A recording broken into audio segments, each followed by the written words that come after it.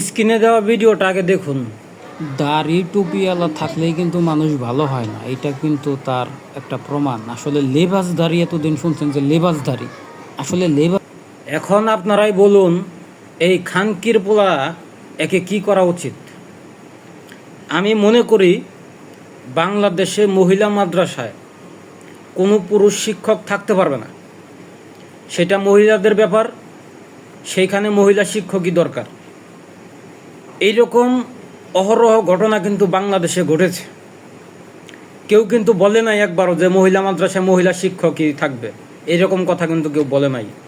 এখন এগুলো করা উচিত, কারণ এরকম ঘটনা দিন দিন বেড়েই যাচ্ছে।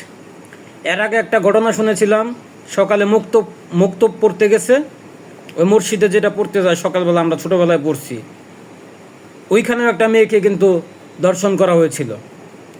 আমি মনে করি মহিলা মাদ্রাসায় পুরুষ শিক্ষকের প্রয়োজন নাই। যদি এই সিস্টেম যদি চেঞ্জ না হয়, বাংলাদেশে যদি আরেকটা এরকম ঘটনা ঘটে, চোখের সামনে যতগুলো মহিলা মাদ্রাসা পাবেন সেইখানে যদি পুরুষ শিক্ষক থাকে, পিটাইয়া তারপরে এলাকা ছাড়া করে দিবেন, বাকিটা পরে দেখা যাবে।